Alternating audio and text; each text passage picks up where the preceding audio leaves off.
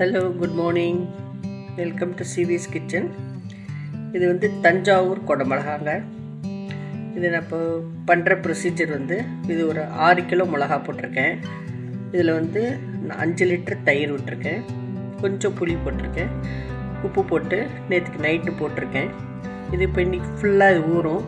இந்த உளுத்தம்பருப்பு ஒரு டம்ளர், வெந்தயம் 1/2 டம்ளர் நைட்டு ஊற வச்சுட்டு நாளைக்கு இதில் போட்டு அப்படியே மிக்ஸ் பண்ணி அந்த துணியில் அந்த காயப்படுற கிளாத்தில் அடியில் கீழே ஒரு பழைய புடவையை போட்டுருங்க. ஏன்னா அடியில் கொஞ்சம் ஏதாவது மண் இருந்தால் கூட அந்த மிளகாயில் ஏறிடும். பழைய புடவை போட்டுட்டு அந்த ரெக்ஸின் ஷீட்டை போட்டுட்டு இதில் கொஞ்சம் கொஞ்சமாக மிளகாய் எடுத்து உதுத்து விடணும். ஊற்று விட்டால் இந்த தண்ணி வந்து இந்த மோரும் அந்த உளுத்தம்பருப்போட இதுவும் அந்த இதுலேயே தண்ணியிலே இருக்கும். சாயந்தரம் எடுத்து எகைன் நீங்கள் திருப்பி மிளகாய் அதுக்குள்ளே போட்டு பெசரி வச்சுருங்க. இதுதான் தஞ்சாவூர் குடமிளகா ப்ரொசீஜர். இது காய போடையிலேங்க அவ்வளோ வாசனை அடிக்கும். இது வந்து என்னோடய பிரதர் சிஸ்டர்ஸ்க்காக நான் போட்டிருக்கேன், அவங்களுக்கு கொடுத்து விட போகிறேன்.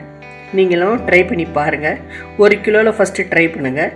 இதுதான் சீசன் முடிய போகிற டைம். இது தஞ்சாவூரில் மட்டும்தாங்க கிடைக்கும். வேறு எங்கே கிடைச்சாலும் அது ஒரிஜினல் குடமிளகா கிடையாது. தஞ்சாவூர் பூச்சந்தையில்.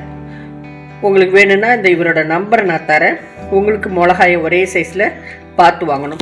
இது குடமிளகாயிலங்க ராத்திரி என்ன பண்ணேன், 1 டே 24 ஹவர்ஸ் ஊறினதுக்கப்புறமா வெந்தயம் 1/4 கிலோ, உளுந்து 100 கிராம்ஸ் ரெண்டையும் ஊற வச்சு பேஸ்ட்டு மாதிரி அரைச்சி பெசரி வச்சுருக்கேங்க. இப்போ காலங்காலத்தில் எழுந்து இதை இப்போ என்ன பண்ண போகிறோம், ஒத்தையாக அந்த கிளாத்தில் அங்கே போட்டு வச்சுருக்க பாருங்கள். இந்த கிளாத்தில் அப்படியே போட போகிறேன். போட்டுட்டு வித்தின் 3 days நல்லா சலசலன்னு வந்துடும். இந்த வெந்தயம் எதுக்காக போடுறதுன்னா, இந்த மிளகாயில் ஒரு உஷ்ணம் இருக்கும், சாப்பிட்டா வயத்த கல்லும் அதெல்லாம் இல்லாமல் இருக்கிறதுக்காக இந்த வெந்தயத்தை போட்டு உளுந்து போட்டோம்னா மிளகா பொரிக்கச்ச இல்லை கிறிஸ்பியாக இருக்கும் மிளகா. அது மிளகாய் போட்டு பாருங்கள். கலர் கூட சேஞ்ச் ஆகலை பாருங்கள், கலர் சேஞ்ச் ஆகாமல் இருக்குது பாருங்கள். இப்போ மிளகாயை உணர்த்திட்டு நான் உங்களுக்கு மறுபடியும் காட்டுறேன்.